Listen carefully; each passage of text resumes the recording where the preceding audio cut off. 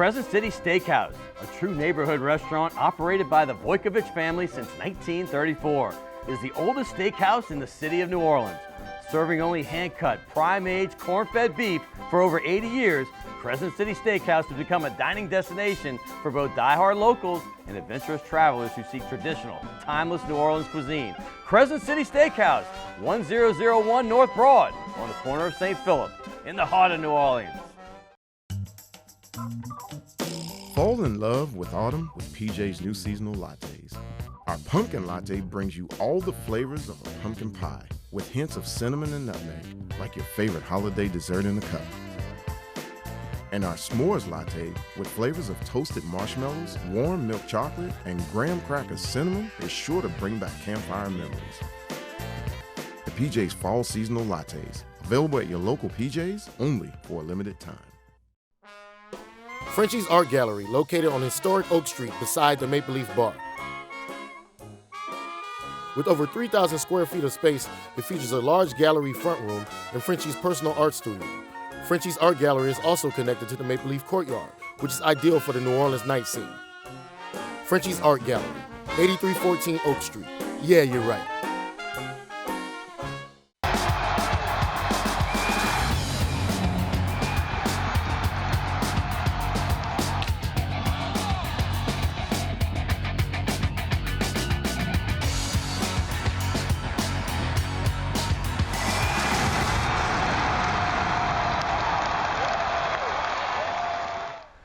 Good evening and welcome to Primetime Sports. As you can see behind me, the weather outside is frightful, but in here, it's so delightful. And I cannot wait for this show once again because I have LSU baseball coach Jay Johnson coming in for the first time.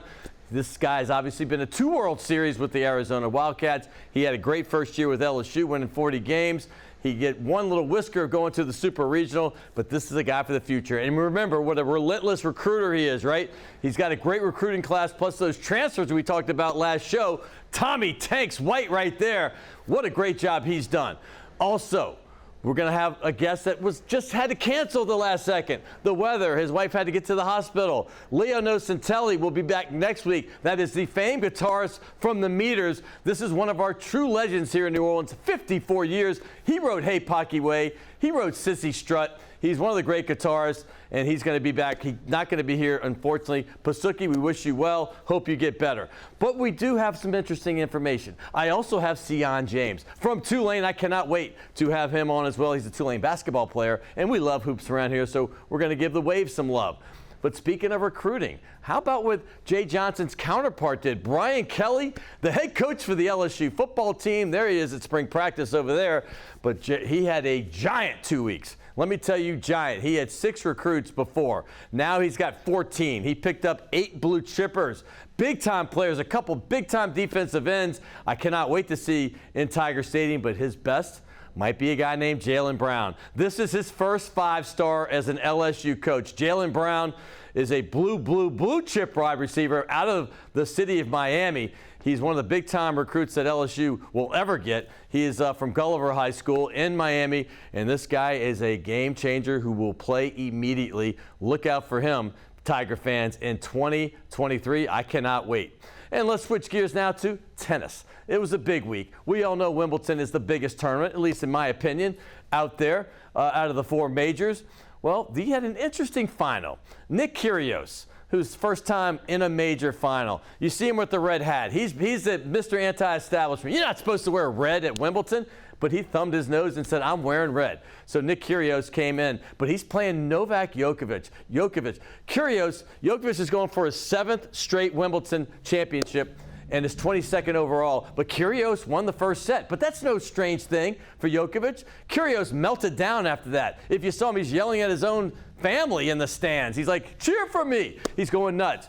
Well, Djokovic, for the 3rd straight match at Wimbledon, came back. He came back from 2 sets down in the quarterfinals, came back from a set down in both the semis and finals, and he wins his 22nd major. He's only 1 behind Rafael Nadal. He just passed Roger Federer on that exclusive list. But how about the Pelicans? Let's go there because Summer League is here, and we know that's where guys like Trey Murphy and Herb Jones made their name last year, and what a great rookie season they had.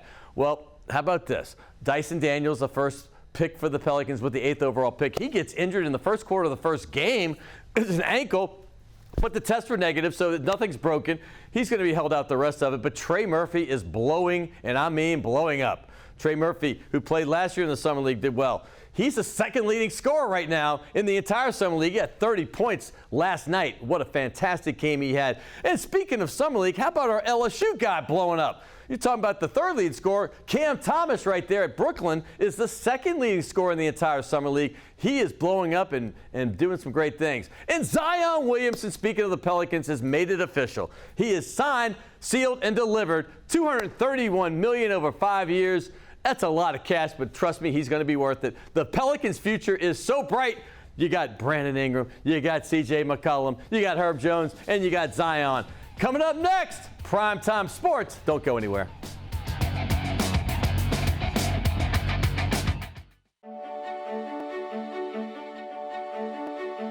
Sundays at 6:30 p.m.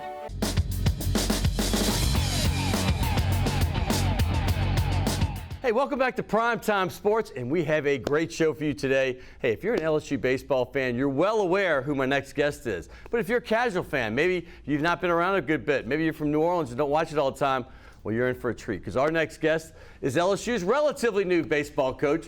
He came from Arizona, where he took them to 2 College World Series in his first year there and his final year there. Now he's in Baton Rouge at LSU, where they have a ton of tradition, and he's next in line. Here he is, Jay Johnson.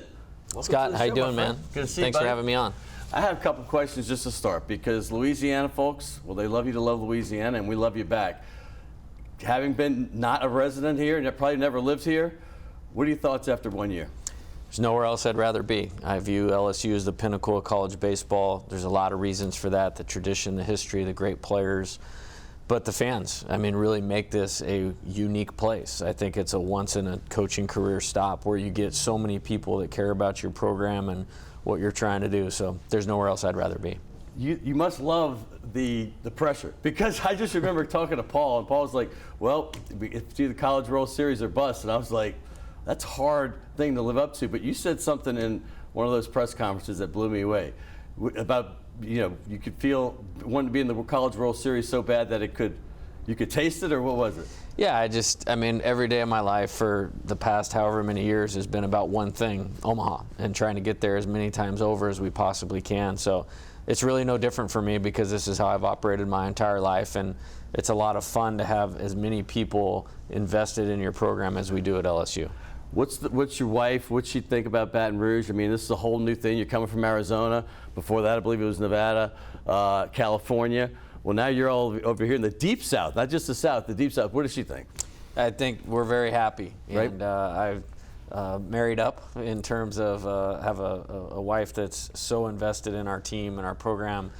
We met through college athletics. I mean, she was successful in her own right as an associate athletic director and knows what it takes to really be an elite level program, work for Bob Stoops at Oklahoma. And so, yeah, I've done well on that front. She worked for Bob Stoops. I've done a lot of games at Oklahoma. As far as this job, though, like, when did you think that might be open, and when did you think, well, how did this come about? Because you're sitting there and you're in the World Series. I'm not asking you to go to inside information, but when this came open, how did they contact you? You contact them? How does that work? Yeah, it's kind of a funny story, actually. We won the Pac-12 championship with like a week to go, and my agent called me and said, hey, Coach Maneri may be retiring at LSU. Would you have interest in that? I was like, yeah, sure. Find out what you find out, and we'll go from there. I mean, I was certainly focused on the season. And they actually came back to me and said, LSU's not going to be a fit. Coach Bertman, who's the greatest college baseball coach of all time, in my opinion, said he doesn't think a West Coast guy is going to work out at LSU. And I was like, hey, if Coach Bertman thinks that, that's good enough for me. And literally, there was nothing, for a couple weeks. And then we won the regional and won the super regional. And after we won the super regional, I was contacted and said, hey, we may have some interest in talking to you. And then I asked if they would wait until we were done with the College World Series, Sure. which they were great about that. And then after we were eliminated, it came together pretty quickly. Well, that was interesting, because I was at WWL during that whole time, and we were wondering what was going on with the delay, and they were wondering, and they were throwing names out. And then when yours came up, I think it was a surprise to everyone. And then I remember you came on our show at WWL, and And I remember everybody was looking around and goes, this guy is focused. He reminds us of Nick Saban. And I mean, that is quite a compliment, but tell people why that might be. And I know that you're probably going to say that's too big of a compliment. The guy's won so many national championships, but the way you do your business. Yeah, I've always tried to emulate people that are the most successful at what they do. And when you think about Coach Saban, it's all about developing a process of winning and letting the winning take care of itself. It's really hard to do in the climate we live in, where everybody wants the results now and wants just the W, and that's all that they care about. My job is to focus on putting the things in place that we need to do to win and to be successful, and nobody does a better job of that than him. So I was a longtime Alabama football fan before I came to LSU. That's interesting. Yeah, that dies. I was too, though, actually. That dies quickly Yes, now. My allegiance is to Coach Kelly. I'll No be doubt very about clear it. about that. But whether it's Bill Belichick, whether it's Nick Saban, Brian Kelly, somebody that I look up to and admire. John Calipari at Kentucky. Basketball, Augie Garrido, Skip Burtman, Skip Burtman, obviously. Yeah. I've always followed coaches that were really successful and tried to take a part of what they do and implement into my coaching style. That's interesting. You brought up Brian Kelly because that was another surprise, that maybe even a bigger surprise, that he came to LSU, because all these other names were being thrown around, and you were actually there when that happened. But what's the relationship like? I know he's new, but he's been here for a few months at least, and he's got spring practice through, and now he's getting ready for the season. What's the relationship between you? Because there's 4 new coaches. Kim Mulkey, great career, obviously at Baylor, and great. She was a gold medalist as a player. I mean, in the Olympics, she's a great athlete herself. And then you've got basketball coach Mike McMahon's new. So you have a whole new group that Scott Woodward's brought in. What's your relationship with them? Let's start with Kelly. Yeah, first off, I'm honored, when you look at Matt McMahon, when you look at Kim Mulkey, when you look at Brian Kelly, to be a part of that group of coaches is kind of humbling. I love college football. I'm a football guy at heart. So when we hired Brian Kelly, I was immediately excited. I think as a first-year coach, when you're restarting your own program, there is so much to do. We honestly, neither of us have had a whole lot of time to get together. Yeah. But I will tell you, we had a big comeback win in the first game of the NCAA tournament, and the first text I got was from Coach Kelly, and I thought that was really cool. We've worked together a little bit on some 2-sport guys. I'm friends with Brian Polian. We were both at Nevada at the same time. Oh, nice. Who's on his staff as the special teams coach. So when we have time, I am definitely looking forward to sitting down with Coach Kelly more and picking his brain on coaching and recruiting, developing a program, and I think we're both willing to help each other be successful at LSU. So when a first-time coach comes on, I like to get to know them as the person. And last week, or 2 weeks ago, we had Jay Ullman, the new coach of Tulane, and y'all are both California kids. So we got 2 new head coaches at the 2 biggest programs down here in the deep south of Louisiana, and they're both from California. Give us your background and the way you came up from high school through and all the way up to LSU. Yeah, I grew up in a coach's house. My dad was my high school football coach. He was a wildly successful track and field coach. And this is really all I've ever known my entire life. At 9, 10 years old, 11 years old, I'm watching game film, with my dad, and had a great role model in terms of work ethic, in terms of character, in terms of perseverance, in terms of attitude, that really helped set the foundation for me. And I don't think there's been a more influential coach in my life than my dad. Absolutely. And then, I played all the sports growing up. I came from a really small town in Northern California, and a high school of 1,000 kids. And so I was running back in the fall, point guard in the winter, Nice. Shortstop, second baseman in the spring, and I actually ran track. I'd leave a baseball game and Go straight to the track. Try to get there by the 4x400 relay. Right on. So all I've ever known is competition. All I've ever known is trying to achieve and work and be a part of a team. And that's probably the biggest part of it. And then growing up in a small town, being a Major League Baseball player might as well be the moon. You know what I mean? Right. But, I wanted to be a college athlete. I went to junior college to basically learn how to play baseball, and had some really good coaching at that level, and then went to Point Loma Nazarene University in San Diego to finish my college baseball career there, and really just immediately started coaching and on this path. When did you know? It's funny because you're the third coach that I've had on recently. UNO's coach Blake Dean, star at LSU, play the minors a little bit, but he said he knew right away after like a year in the minors that he didn't want to be traveling the minors. He wanted to just get into what he wanted to do in the future. So he got in early as a coach. Did you know because of your dad that you wanted to be a coach early on, or was it while you were playing, or when did you figure it out? Yeah, I think it was just something I was meant to do. Right. And haven't had a whole lot of other interests. Yeah. You know, I mean, it's when I say like this is all I've known, like I'm one of those people like this is all I've known. And I really probably started just wanting to be like him, you know, or wanting, you know, my parents to be proud of me. And that was such a good example.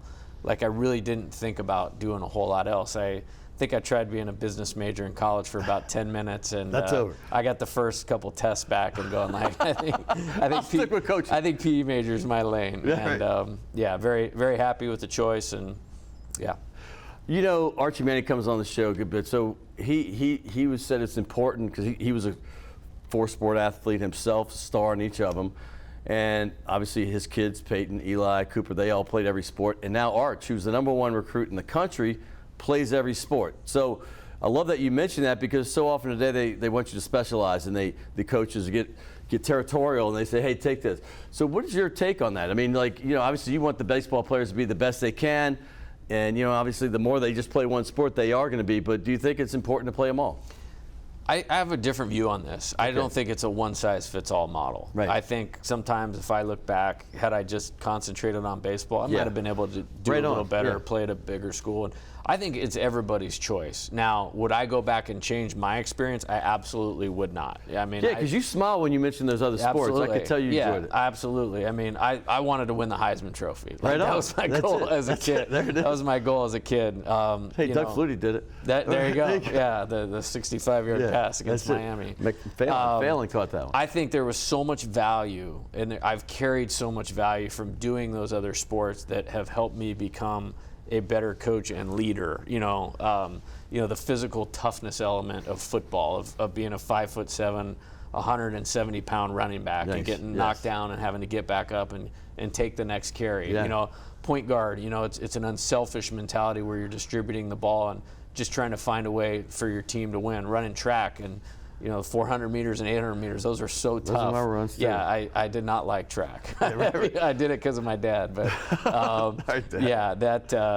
I think there was a lot of value for me personally in it, but I never make a judgment. If a player wants to specialize and devote their time to their craft, like, that's what we sell. You want to be great at something, you got to invest time, energy, and effort into it. So if that's the right path for somebody, that's great. If you want to play multiple sports, there's a ton of value in that also. So you went, obviously you coached, you were head coach at your alma mater at a very young age in college, but then you became an assistant, and then when you get that first head coaching job at Nevada, like what's your feeling? Because you're D1 now. I mean, this is like, you're in the big time, and then obviously a couple of years later you're at Arizona, Pac-12. I mean, you grew up probably watching the Pac-12.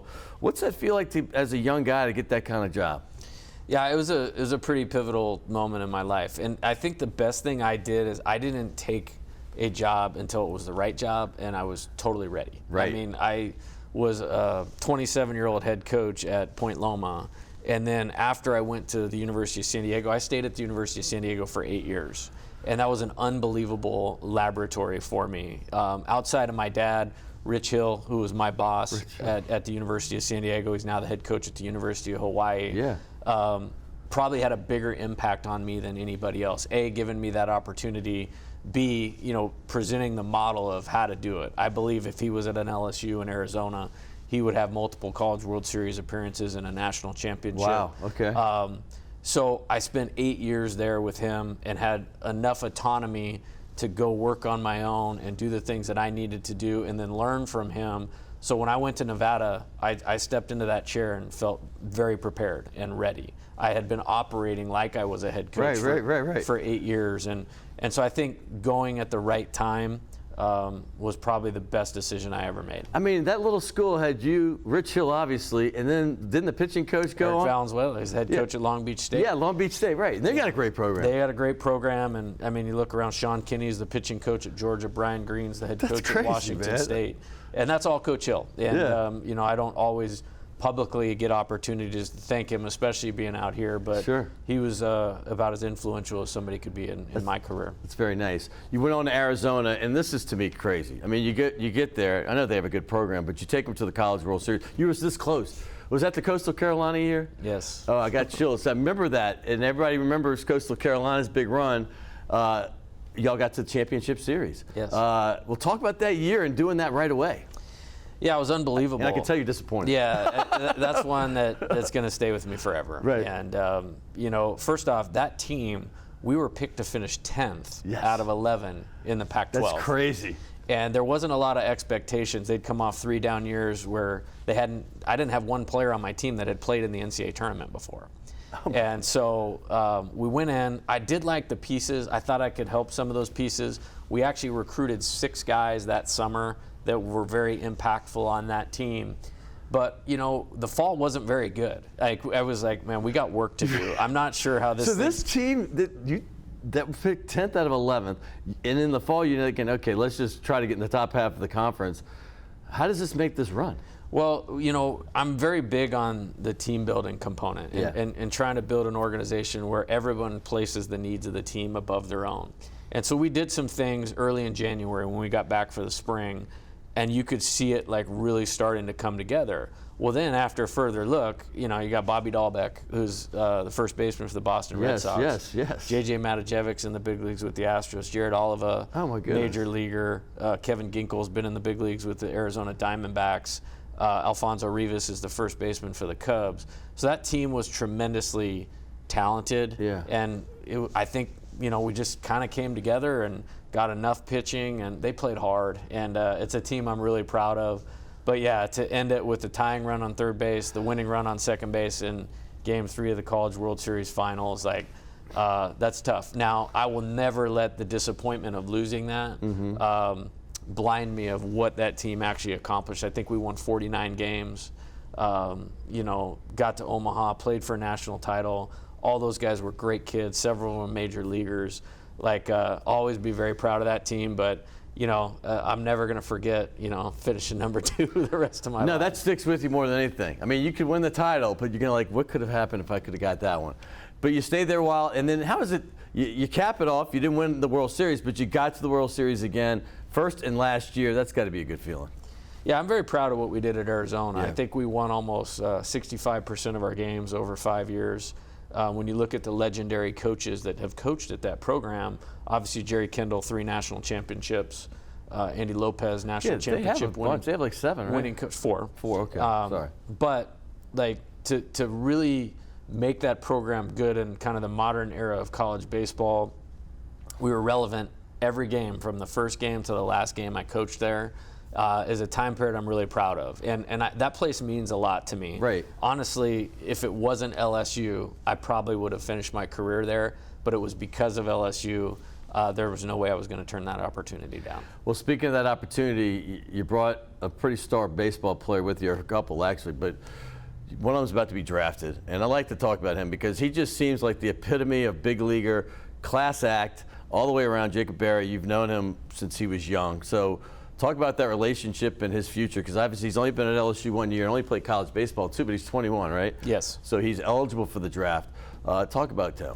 Yeah, special kid all the way through and through. I think the work ethic is second to none. The character is second to none. Was a team first guy for 2 years, and this is a guy that has as much to gain individually as anybody, and is going to. Is going to be a great pro. I mean, he's one of the best hitters I've ever coached, and I have a lot of players playing in the major leagues right now, and Jacob is as good or better than maybe all of them, and has a special ability to hit. But the person is what separates him. He grew up in a great family. His parents are unbelievable people. I'm really proud of him. I'm also really thankful for him for making this move. And nowadays, you don't think of players following a coach or any of that. I think it's actually going to happen more with this transfer portal era. Sure. But he was kind of the first one through the door on that. And I have a lot of gratitude for him. I wish I could keep him for another year or two, but it's his time, and he's certainly ready, and he's going to be a major leaguer in short order here. That speaks volumes, though, that he would follow you all the way. He's an Arizona kid, right? So Yes. he came all the way over here. Let's talk about this team. when you heard about LSU and you know the history, let me talk about that, because when I was in college, LSU was okay, and then I guess my sophomore junior year they got Bertman, and all of a sudden this thing's turned, and all of a sudden they went from good to, hey, this team's going to the World Series. They didn't get over the hump while I was in college. They did that in '91, but what's the first time you heard about LSU baseball? Because I don't know, as a kid, we didn't used to, I followed Tuaine and LSU, but I didn't follow the rest of the country in college baseball. I did that in football and basketball, but when's the first time you heard about LSU and being good? Yeah, probably one of those initial College World Series years of Coach Bertman was right in kind of my childhood, 10, 11, 12 years old. Right on. You turning on the College World Series, and like I said, coming from a small town in Oroville, California, like being a major leaguer was probably not realistic, but I always looked at Omaha and the College World Series, go like, you know what? That would be a great thing to go for and be a part of. Never was good enough as a player, but as a coach to be able to get there and from being maybe 10 years old through college, like there's like a 50-50 chance if you turned on a game in Omaha, there was a purple jersey on the field. No kidding, right? And LSU was kind of the spot. I remember '96, I was a freshman in college, and Warren Morris hit the game-winning walk-off home run. Greatest moment in LSU history, period, any sport. I say it all the time. I don't care about the national championships. Yeah. That, because they were down 1, 2 outs. You're just trying to stay alive, and all of a sudden he sinks it over the fence for his first home run. Yeah, I was like getting ready for a summer ball game that night. I remember watching and saying, gosh, dang it. I mean, I'm happy to be a junior college second baseman, but I really wish I was Warren Morris. Dude, right now. I mean, I was late for the wedding I was in. I was like, I'm not leaving. I was living in Atlanta. I flew in. I just had a child. And I'm like he's like 3 months old, and I'm throwing him up in the air literally, and I'm 20 minutes late for the wedding I was in. I think I was one of 3. But that moment was their 3rd title. They won 5 during that whole era, like 91 to 2000. And in Atlanta, I had all 5 headlines framed, matted, and all that. Purple one, the next one was yellow, the next one purple. And now my son has them where he lives. But that's how big LSU is to fans. I mean, they love this team. You've seen the support. You embrace the pressure, but when you look at that, and then Maneri got his in 2009, you tasting this? I mean, oh yeah, I mean it's why I came here. Yeah. I think getting into Omaha a couple times, having a bunch of major league players, having some championships and all that. Like, I mean, those are special. They mean a lot to me. But I came here to win a national championship. Yeah. And I don't know that anybody will ever get it maybe the way Coach Bertman had it rolling. I think because of Coach Bertman, college baseball across the board has gotten better, yes, exactly, and more competitive. I think Coach Maneri did a great job continuing the success of the program. I certainly want to do that. And like I said, I don't know that everybody will win 5 in 10 years again, but I'm going to go for it, or I'm going to die trying. I can't imagine. But then again, if you want to be compared to Saban, I mean, that guy seems to win it every year too. Let's talk about what you have right now, man, because, I mean, listen, Dylan Cruz, like Barry, he just looks like a big leaguer. This dude is stacked. He's got the whole package. I want to spend a little time on him because I've been around LSU baseball a long, long time, and I've watched him. And when I see his presence coming on the field, and he looks like a 5-tool guy to me. He's got the whole package. What's his take on him? Yeah, he is special. That's the only word to describe Dylan that adequately describes him. I think the talent is easy to see. I mean, I think he hit 24, 25 home runs this year. It's the best 350 I've ever seen a player hit. I mean, he had like close to 80 RBIs. It's crazy, isn't it? I mean, that's crazy. And again, like I said with Jacob, the separator for this dude is this guy is going to be a major leaguer quickly. I think he's going to be an all-star several times over. His humility, his team-first attitude, his character, they don't make him like this dude very often. And he's playing for Team USA right now. I'm super proud of him. And yes, it was LSU. Yes, it was an attractive job, but knowing I was going to have that number 3 for 2 years, that was a big part of me accepting this job. I mean, that's something else. What makes him so good, though? Like, I mean, you mentioned some of the things he does off, but as a talented guy, like you see him throwing there, he was all defense as well as co-player of the year in the SEC, and that is a great conference for baseball. What makes him so special that he's going to be a great major leaguer? Well, I think just the pure hitting ability. I mean, he has a great swing. His vision is off the charts good. Like, we do some testing, and you can quickly see why. His mental game is amazing. I mean, I think he only got in the tank for maybe one game the entire season, Yep. where he got outside himself. Yeah. His ability to get right back on track after a bad game is as good as anybody I've ever seen. That's so important in baseball, especially at the higher levels. He's obviously got power. He's a tremendous defensive outfitter. He's a great base runner. He could steal a lot more bases. I'm always a little worried about getting him hurt. Right. So that's how you I was do it. a little more passive in that regard. But there's no part of the game that he can't do extremely well. And somebody will probably draft him very early in the draft next year, and he'll be in the big leagues about as fast as anybody. I want to talk about Trey Morgan, he's a New Orleans kid, but since you mentioned that 1-2 punch that you had last year, well, you got a guy coming from NC State, and I used to produce ACC baseball, so I know that conference very well. NC State, they're proud of what they have. Tommy Tanks White, one of the great names of all time to me, nicknames that is. This guy hit 27 home runs, 27, most in college history for a freshman. That blew me away. Probably would have led the nation had he not missed 12 games. Talk about that combination. I get chills because there was like a SEC put out a little cartoon meme with him and Cruz together, and they're basically saying SEC, balls going out of the yard. So what does that combination look like for you? Very excited. Yeah. I think, it's kind of an interesting story. That right there. You see that? Have you seen that one before? I have not seen that. That's pretty funny. Yeah. Cruise missiles and Tommy Tanks flying in 2023. The outfield bleachers at the box are going to be unsafe. That's pretty funny. I'm totally okay with that. I'm okay with that. Yeah, I mean, it was just kind of, we were sitting in our hotel room preparing for the NCAA tournament, and I was watching some video and typing some things and doing some stuff, and my director of operations, Tyler Nordgren, said Tommy White's in the transfer portal. So I immediately texted Dan Fitzgerald, our recruiting coordinator at the time, and said, hey, get me Tommy's number. So we got his number. We were able to get on the phone for about 10, 15 minutes that day. And I just said, hey, as soon as we're done, I'll call you. I'd like to come see you. So it was literally phone call. Flew down to St. Pete Beach, Florida after we were eliminated, did a home visit. A week later, brought him up for a campus visit, and he committed on the campus visit. Yeah, but the transfer portal is interesting. I mean, obviously, this has changed the game. I'm friends with a lot of college coaches in each sport. John Brady lives down the block, former LSU coach, and he hates it because as a coach, he's like, but I was like, it could be to your advantage, and it seems like it's working for you. When a player goes in, that's interesting you said that you call them. Do they not have an idea where they want to go sometimes, or is it always kind of, hey, I'm done with the school, or at least I'm going to test the waters?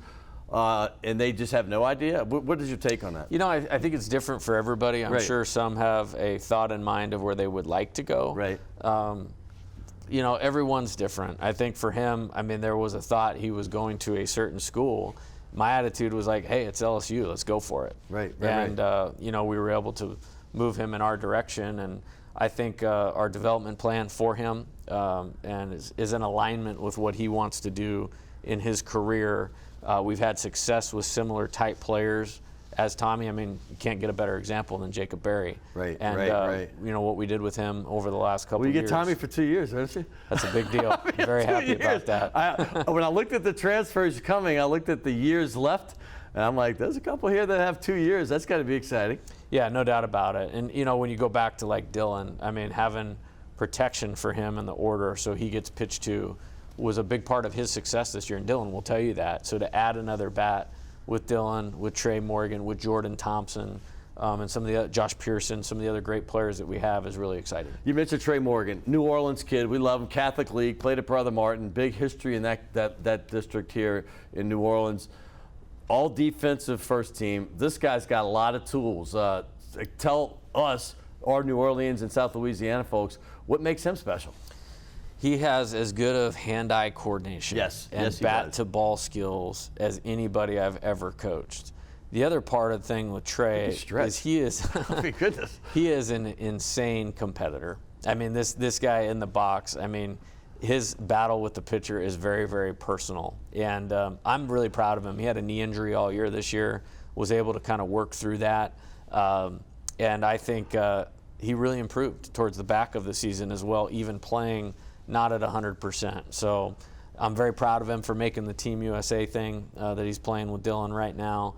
And I think the best is yet to come for him. I think you're going to see one of the best players, period, in college baseball next year. I love that phrase. His battle with the pitcher is very personal. I will use that in the future. That's a good one, man. Talk about some of the other guys that are definitely going to be back, what they mean for this program. Yeah, Jordan Thompson played shortstop for us this year. Yeah. He started every single game. I think he was the only player on the team other than Dylan and Trey that started every single game.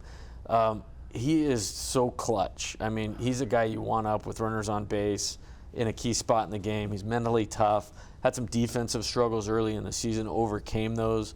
Played a really good shortstop the last half or last month of the season. Is a really important part of our team. Josh Pearson really came on as a freshman. I don't think a lot of people really saw that coming. He has great hitting aptitude. We made an adjustment with what we were doing with him hitting-wise in the fall. He took to it immediately and was a big contributor to our success. I mean, he was either hitting right in front of or behind Dylan, and that shows you how much confidence that we have in him. And there's a lot of other pieces, right along the way. And I think what we have for this roster is we have the best players from last year's team. We have a really good recruiting class. Obviously, we have to get through the Major League Baseball draft. Right. And then these guys in the portal, that was kind of my vision of it, it was going to be 3 buckets of players to make up the 2023 team. And I think we've been pretty successful in how we've put that together. You mentioned the struggles that he had defensively. There was one criticism early in the year. I'm sure you heard it nonstop. Your team could hit the ball, they could score runs, but they weren't playing great defense. How do you hear it and hear it and hear it? And you're a coach, you know what you're doing. I mean, I always love these radio people talking heads. They act like they know more than the coach. They say, why are these playing these guys out of position? And I'm sure you're hearing some of that. What is your take when you hear that, Carl?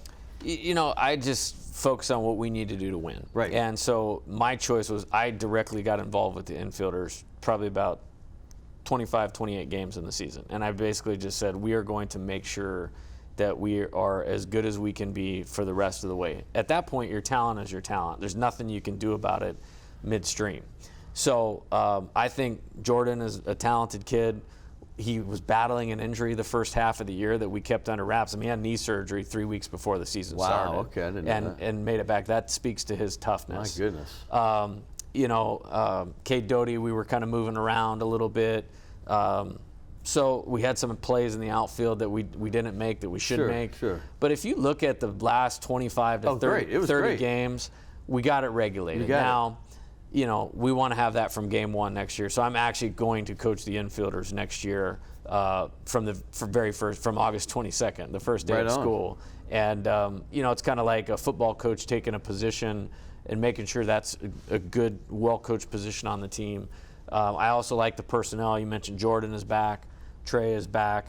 Adding a couple of the pieces, via high school or the portal. We feel really good about how we're going to be able to defend next year. I know you can't talk about everybody in the portal, but I want to really quick talk about 2 pitchers that are coming. Hurd and obviously Little. Hurd from UCLA, Little from Vanderbilt. They seem special to me. Yeah, Thatcher Hurd that's one of the most important recruits that I've ever had in my coaching career. UCLA, man. And when you win 40 games in the SEC and you win 17 SEC games where you don't really have a starting rotation, right, it gets me so excited for the future when we can recruit pitchers of the highest caliber here and then support them with the rest of what's going great in the team and the program. And he's a special competitor. I mean, he can really strike people out. His 4 pitches for strikes. He's highly intelligent. He's a great worker. And exactly what we needed, relative to that. Now, Christian Little, when you look at him, he's as talented as anybody in college baseball. They say he could be a first rounder possibly. Yeah, no question. Both of those guys, I think, Christian next year, Thatcher in 2024. Christian's got 4 pitches. It's a fastball up to 97, really good cut fastball, curveball goes down, changeup. When you put those 2 guys with Wes Johnson, our new pitching coach, with the rest of the pitchers, I think we're going to see a significant upgrade in our pitching staff, and I'm really excited about that. Wes Johnson, you never see a pitching coach in the middle of the season on a first-place team leave the Minnesota Twins to come to a college. I've never seen it, and I'm just like, I said, this guy must be an insane recruiter. So how the heck did you pull him down here? It actually wasn't as hard as people are transforming. It just seems hard, though. I know. Last year when I came to LSU, he's who I wanted as the pitching coach. So I actually went after him last year That was my choice when Scott Woodward was asking me about top candidates. I was like, this is who I'm going after. Great college background, Dallas Baptist, Mississippi State, Arkansas. So he knows the landscape of the SEC West. And then to go be a major league pitching coach for the last 3.5 years, that's where all our pitchers want to go. Right. So you can't have a pitching coach with better experience, skill set to help our pitchers better than Wes. And so we tried to get him last year. The timing wasn't right. I almost didn't call him because I didn't think he would come. And then I was like, I'll kick the tires on it. And once we got the ball rolling, it moved pretty fast. And I'm certainly happy for him as well. I mean, Major League Baseball, it's a tough lifestyle on families. And so it's going to get all his family back under one roof. You know, he can make such an impact on college players. It's so good for our pitchers. It's so good for our future pitchers. I couldn't be more excited about Wes. It's hard lifestyle for everybody involved. I produced the Braves for 14 years. There you go. When I'm in, you're gone. I mean, Yes. you're gone the whole, fall and summer. Hey, real quick, the thing that scares coaches more than the transfer portal a lot of times is the draft. And there's so many good players. If you're a great program, you're going to recruit great players. So coming up this Sunday coming up is the draft, Sunday and Monday, I believe. Who are some guys you're going to lose, and who are some guys that you hope you don't lose, Yeah, I think it's wait and see. I think if you look at all the predictions, prognostications, if that's the right word, I think there's probably 5 or 6 recruits that we'll probably lose. Carl Crawford's kid? Yeah, Justin Crawford, what a talent, and, Yeah. and what a great makeup kid. When you start seeing him pushed up to the top of the draft, it makes a lot of sense. And I would love for LSU fans to be able to watch this kid play, because when he puts the ball on the ground, no matter where it is in the infield, it's going to be a close play because he has game-changing speed. Like his dad. Yes, and so, I mean, we're probably up against that one, but great kid, was committed to me at Arizona. Right. Followed that commitment to LSU, and hey, if something goes wrong, we'll be happy to have Justin running around that outfield. But Jacob Berry's gone. Cade Doughty, what are we looking at? I love Cade. Man, he's a guy I wish I could coach for a long time. When you talk about gamer, huh? Gamer, he is going to be in the major leagues quickly. Yeah. I think he does so many things to help his team win. He can play a lot of positions. He's a great competitor. He has power. Took great at bats this year. I mean, he had one little stretch where he wasn't quite himself, but other than that, that's a guy, like I mentioned with Jordan Thompson, you wanted him up when it mattered the most. I mean, he was exceptional in the regional. I think if we score one more run and win that regional, he's hands down the MVP of the Hattiesburg regional. Oh my goodness, yes. I mean, and he was doing that with a dislocated shoulder. And so, I mean, this guy's toughness, he's competitiveness, he's ability. He's going to be a great professional player. I want to say one thing about the makeup of this team, because you reminded me that when he got hurt, I watched that game, but the Vanderbilt series started to me, these comebacks, because I was tweeting the entire. I don't tweet much anymore, but I couldn't believe it. I kept putting it on Facebook and Twitter. There you're down 6-0, all of a sudden you cut the lead, and all of a sudden you score like 10 in one inning or 11 or whatever it was. It was unbelievable. Then you go to the NCAA tournament, and I lived in Atlanta. I know Kennesaw State. They take care of their program. They want them to be great, and that people are like underestimating them. I said, they're good, trust me. You came back from an incredible deficit there, and you did it again against Southern Miss. What about this makeup? They never think they're out of their game. I think it's a couple things. Number one, we have really good offensive players. When you talk about Barry, Doty, Morgan, Cruz, I mean, you start there. Secondly, the very first meeting I came in, I really wanted our team to value winning and doing what it takes to win. And then there's this other concept that we really try to drive home is there's no clock in baseball. Like, it's not over until the 27th out. And I think those guys embraced that. The makeup of our team was very heavy offensive oriented. And so that's kind of what we had to do to win. Ultimately ended up being our undoing in the last game, where we couldn't get the 27th out quick enough, without allowing Southern Miss to cross the plate. But great competitors. I really wanted to take those guys to Omaha. I mean, other than the 3 guys I brought from Arizona, no LSU player's been in Omaha. No. But we'll have to see if we can get that on the books for this year. The future looks bright. Now I see why they call you Steve Spurrier and Nick Saban. Those are tough guys to live up to, but still, you like to score runs. Spurrier loved to run it up, and obviously you have that makeup like Saban. We have a couple traditions here on Primetime Sports. So many LSU coaches have signed these balls, literally in every sport. I mean, from gymnastics to basketball, football, baseball, it goes on and on. But we also give task shirts. This is thank you. Drew Brees, Sean Payton, they all love those. They wear them all the time. They've been doing it ever since I've lived here, 10 years. And we're going to sign this with a different color. He brought this for us. I appreciate that because this is our first LSU baseball helmet. We have Tuaine and UNO, but let's find you a good spot. Maybe that ball's got a little more room. Let's try that one. And let's just get a big signature there. But there he is. That's perfect. Jay Johnson, his first time on. By the way, thank you for going long. One of the reasons is I wanted people to get to know you. And the other is the famed guitarist from the Meters, Leo Nocentelli, couldn't make it today. So I appreciate it. It's been a great interview. Awesome. Thanks, Scott. Appreciate you. Well, that's Jay Johnson. And we're going to switch. We're going to turn directions here. We're going to go to Tulane basketball. Sion James is coming on, and he is one of Ron Hunter's favorite players. He's got a great honor to tell us about what he was just awarded with. He's going to be one of these guys that is on a board for college basketball, and he's coming up next, right here on Primetime Sports.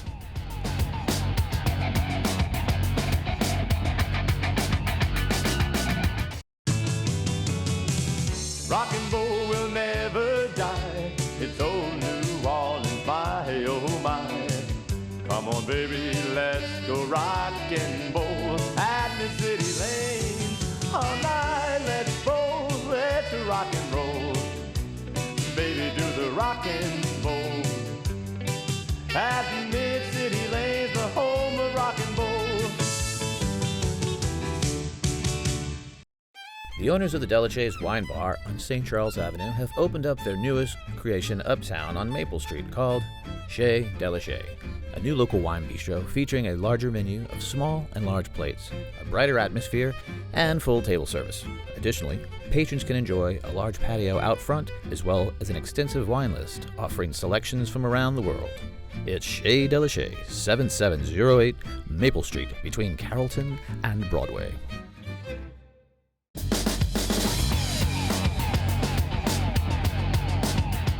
Hey, welcome back to Primetime Sports, and that was officially, in my 6 years, the longest interview we've ever had here with Coach Jay Johnson. And because Leo Nocentelli couldn't make it, the great guitarist from the Meters for 54 years, well, that's why we went long. So, but my next guest, you know basketball is my favorite sport. I always seem to say it when I have a basketball guest, but it really is. And I love Tulane basketball. And when I talked to Ron Hunter yesterday, I said, give me a guy that you'd love to have on. And he didn't hesitate. Sion James. He's from Atlanta area, up there in Cumming area, where he went to high school at Lanier. But he's now been with the WLAE for a couple of years. And here he is right here. Welcome to Primetime Sports. Sion, how you doing, man? Doing great. Glad to be here. Man, I teased this at the end of the last segment, but I got to bring it up because it's an honor to me. The Student Athletic Advisory Committee is a kind of a big deal, obviously, around the country, at universities and obviously in their conferences. Tell us what you just got honored with. Yeah, so I've been the co-president of Tulane's SACs for the past 2 years now. Yeah.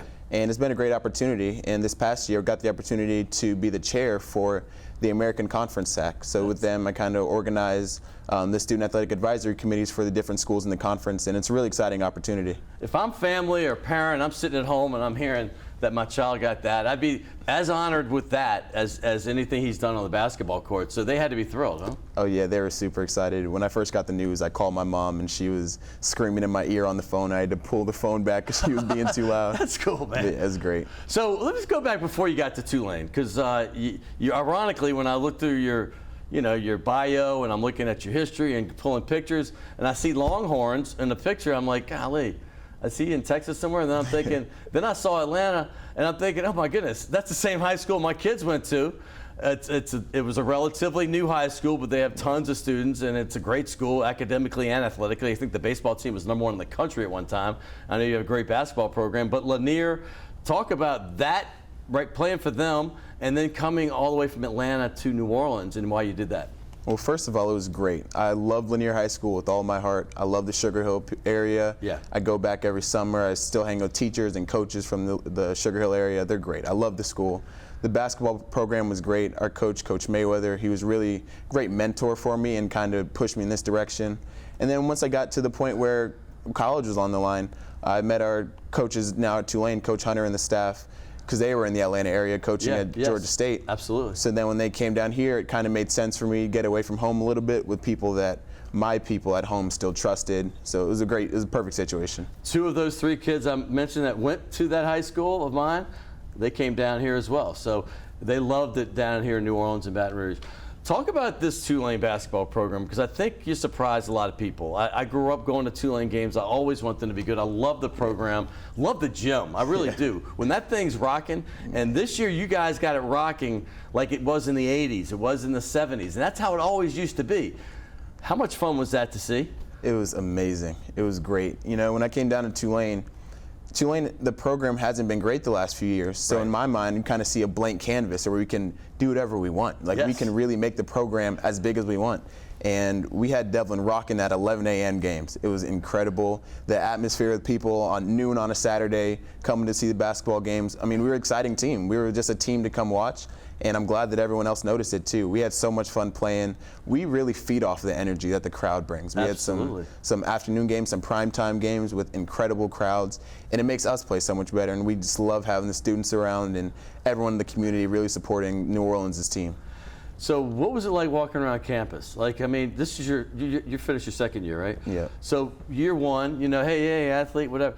Year 2, things are changing. Hey, we're winning games. I mean, hey, we're becoming bigger men on campus. What's that feel like? Oh, it was great. Like we were the show on campus a lot of times, and people start to notice you. Like, hey, you're Sion James. You're at the game. And then you start to see people in class like, hey, I was at the game. I got to know you a little bit. Like, you want to work on this project together? Like, yeah, sure. You know, just That's cool. Getting to meet people around. It's great. People really start to appreciate us and appreciate athletics at Tulane, and it's really great to see. Just getting to meet new people on campus and having a little bit of notoriety is always fun. I love it. I love it. I really do. I love seeing Tulane. Every sport. I know the football team had a blip, but when Willie Fritz came, he took them to 3 straight bowls. That hadn't happened in a long time. Athletics, baseball is always good, and the other sports are rising too. So being an athlete on campus and you know, probably how much did you know about Tulane before you came? And then now you know a little bit of the history that, you know, the passion they have in this program. Yeah, so I didn't know too much about Tulane before I came down here. All I knew that it was in New Orleans. Right. And it was a nice private school in Uptown. That's about all I knew. Right.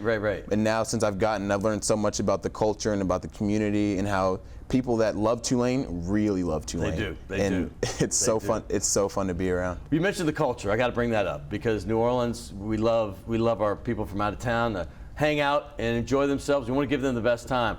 When you came in and you got immersed in this culture and the food and the joie de vivre, Mardi Gras, all that jazz fest, what's your take on the city? It's truly the city that lives in you. And when you really truly embrace the city will live inside of you. And that's something that I couldn't really understand the concept of coming down. But once you're in it and you live it, you really start to understand. I'm a native and I've been going for years, and I came back a decade ago. I've never heard that phrase. I'm going to steal that. The city that lives in you. I've heard many others. That might be the best one I've heard yet, because they does live in you, right? That's why I came back. I mean, you miss this town, and one day I'm sure you're going to be gone, and you're like, man, I wish I could be back in New Orleans. Good times. Definitely. This program here, the last year, like I said, you surprised some people, but I'm sure the guys inside the program weren't surprised. You saw the practices, you saw the talent. What was the reason for the success this season? Our culture as a team really started to take shape. We had a lot of guys really buy in. And really just the energy that we came with every day. We're a super competitive team. We always have been. And now that everyone just continues to get better, everyone continues to grind, and really start to play together, really start to play with energy. I tell people all the time, we'd be in the locker room before games, and there's music going, we're dancing, we're partying, like it's New Orleans. We're living like we're in New Orleans. Yeah, that's awesome. And we go out in the game, on the court, and we play the exact same way. And that's really the way our culture has taken shape, and everyone that's come in the program fits within that culture, and that's why we've been able to be successful. It's a melting pot because you're a guy out of high school that came down here, but you know the transfer portal, as we saw with the former guest I just had, Jay Johnson, he's getting these great #1 players at their positions coming in LSU from other schools. You brought the 2 Jalens. I was familiar with Jalen Cook. I follow LSU as well. I knew what he could be. Jalen Forbes from Alabama, obviously a superstar, and obviously Kevin Cross coming in from Nebraska. What did those 3 guys mean for the gelling of this team? Oh, they were everything. Forbes stepped up as a leader right away, day one when we first came in. We saw who Kevin could be immediately, and we saw when Cook first came that we knew he was going to be a star. It wasn't a surprise to any one of us. It might have surprised people in the conference, but we knew he was a star from the day one of practice. So the three of them, they all get along really well, and form a great core for our team, and everyone builds around them, builds off of them. And it seems like you got a nucleus back too. Yeah. So now you got something to build on. What's the excitement coming in from, okay, we tasted a lot of success there. We won a few games in a row that hadn't happened in a while. And now you're coming back. Now people are going to be expecting a little more. What does this feel like now? It's great. It's what we expected. You know, it's a privilege to be in this position. It's a privilege to have teams that are really looking at us to be one of the top teams in the American. You know, a lot of teams nowadays with the transfer portal, guys are coming in and leaving out, but we're able to keep basically everyone in. And with that way, we can just build off the success from a year before. A lot of teams, you know, they have the majority of the people come back, but they still have to bring in new guys to continue with the success. We have the same team. We have the same guys, and we're going to have the same success. And in basketball, that's not that common, man. You have a really good year, and one of these guys may go pro or try to go play in Europe or something. Ron Hunter is the architect of this, and he's one of my favorite coaches. And I'm going to say this. He's not just one of my favorite coaches. He's one of my favorite people. I love the guy. I just love watching him. I love hanging out with him. What does he mean, and what does his enthusiasm mean? Because, you know, the guy is great in the press conference, but I'm wondering as a coach, what is his enthusiasm like with you guys? We feed off of it. You guys see the energy he brings, and that's why we feel free and feel liberated to bring the same kind of energy. A lot of coaches wouldn't let us dance and party in the locker room before a game, but that's the kind of energy that Coach Hunter brings, and It feeds off on us, and it shows on the floor. Did you remember his run in the NCAA tournament when he was, you're in Atlanta, Georgia State had that big run in 2014? Yeah. And they beat number 3 Baylor. Were you watching any of that? Did you know about it? Yeah, so I wasn't as big in college basketball at the time, but you know, something's good happening in the city of Atlanta. I'm going to hear about it. Sure. And it was super exciting just to be in the city when it all happened. I'm gonna say this: you've been one of my favorite guests. I mean, I can tell while you're on those advisory boards, you're obviously very smart, and you're a great basketball player. I didn't want to take away from you. And before I even let you go, I gotta say, what does Sion James do best on the court? Sion James makes everyone else better. That's what I've always done, and that's the reason I feel that I will have success and we will have success as a team. You know, I can tell you're that guy. I mean, you can just tell when you meet somebody that they are the kind of team players that want to make other people better. And that's exactly what I heard about you. Here's a tradition. This is a Tulane grad. In fact, the last SEC athlete from Tulane to ever become all-conference is the guy that runs his company. His name's Al Andrews. And I'm sure if you're going to be here a while, I'll have you back, and you'll get a couple more of these. But, Sion, it's been a pleasure. But we're going to do a tradition here we have. Mm-hmm. I'm going to let you sign that basketball in a second, too. But this is a new thing. You're a Tulane guy, and I got a lot of great Tulane football players on here, some basketball players, some coaches. And since COVID, I said this when Willie Fritz and Michael Pratt and Jay Ullman were on, they signed in blue. So we're going to do a blue signature. Give me a nice Sion James right there. And I appreciate you, man. Of course, I appreciate you. Yeah, get on out there, y'all, and root for Tulane basketball. This is one of the home teams, UNO, Tulane, all these local teams around here. Let's get out and support them. Tulane's got a great product in every sport, but basketball is so much fun. Get in that gym. If you haven't been in there, support them this coming up fall, and of course through the rest of the season as well. Hey, I want to thank everybody. Leo Nocentelli, I hope your wife gets better and her procedure at the hospital goes well. We'll have you on next week, and also the great Jay Johnson and Sion. Once again, thank you. I appreciate you, man. I appreciate it. So hey, coming back, hey, I want to thank Will Hill, producer, man. He puts up with a lot and does so much for this show, and of course Logan and Alex back there, and Ron and Jim as well. See you next week right here on Primetime Sports.